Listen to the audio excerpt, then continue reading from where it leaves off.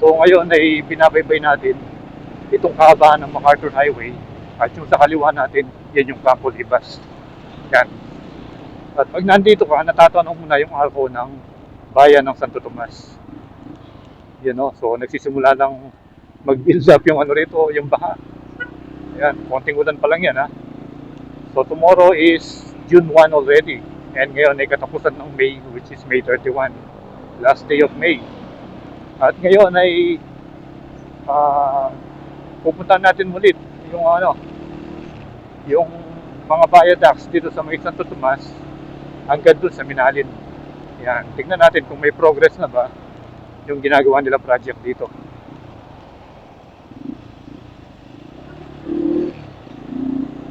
Pero hanap muna tayo ng buko rito. Inom muna tayo. Welcome, Santo Tomas, Pampanga, Cascade Capital, and home of world-class potteries. Yan. Mamaya, madadaanan natin yung mga naglalaki yung mga paso. So, in the meantime, hanap muna tayo ng pwesto rito para makabili ng buko. Ang init. Ang init.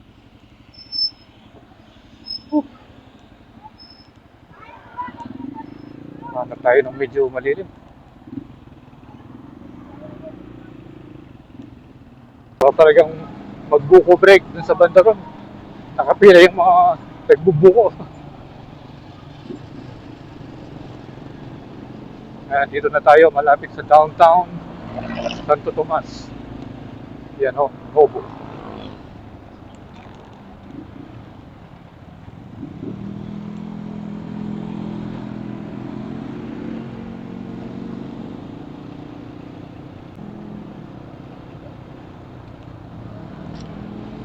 Mainit yung sikat ng araw dahil malapit nang mag 12 o'clock.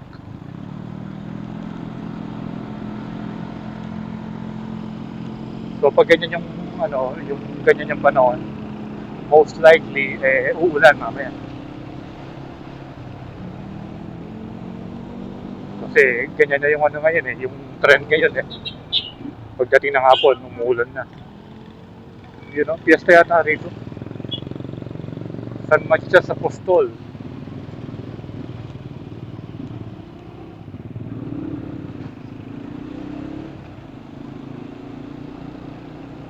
Piyesta nga siguro, may mga banderitas. So yung alamin natin dito, yung mga viaducts. Kung ano na ba ng itsura nila.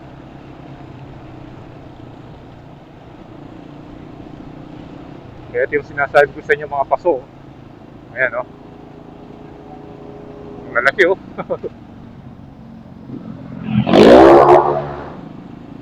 Kaya tinaguri ang finest pottery maker dito sa Pampanga. Yan, dahil marami kang makikita ano dito. Mga pots. Parang meron bagong signboard dito Ayun pa rin. Kala ko bago yung signboard. So, ayan na. Ganda ng ganda ng Suzuki van.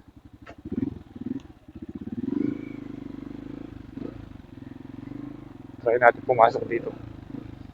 Vertical clearance, wala na yata.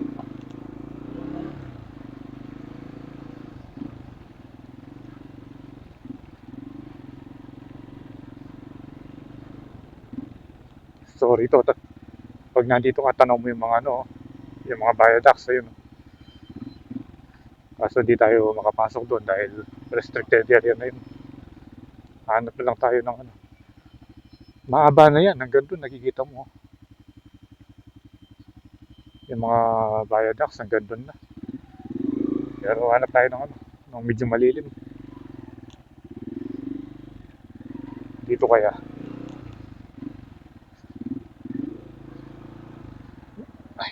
Try natin dito. Dito medyo malilim.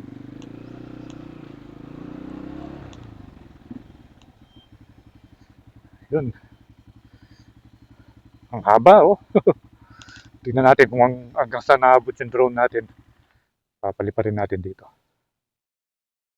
para makita natin yung update, yung progress ng mga viaduct dito sa Santo Tomas. At doon sa kabila, ayun yung itsura niya. Ayan, hanggang dito na. Meron ng mga mga walling, concrete parapet walls. Sa magkabila, hindi lang natin alam kung diretso yan hanggang doon. Makikita natin yan sa aerial view. Saka dito, pareho. Halos kumpleto na yung mga concrete parapet wall. So tara, palipad muna tayo.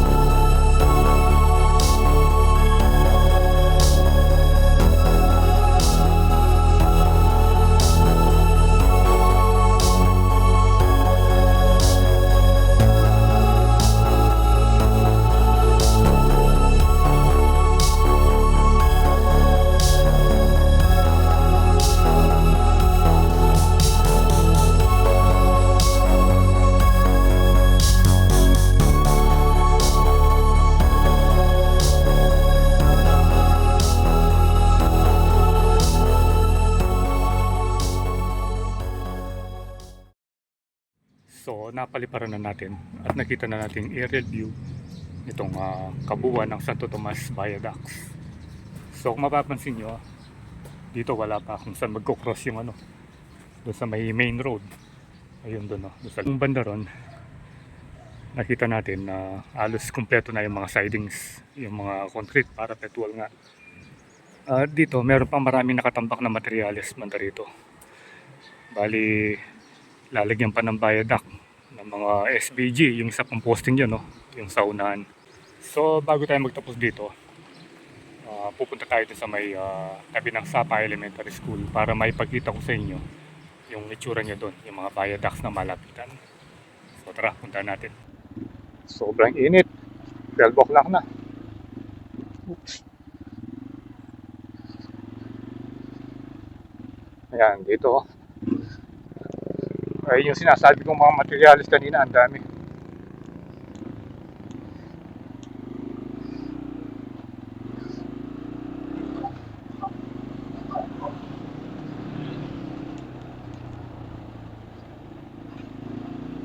Ang dami pa rin basura ito,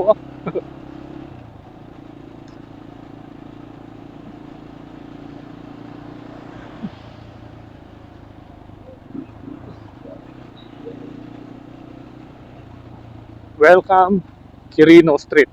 Yan, pass tayo rito sa Quirino Street. Yun.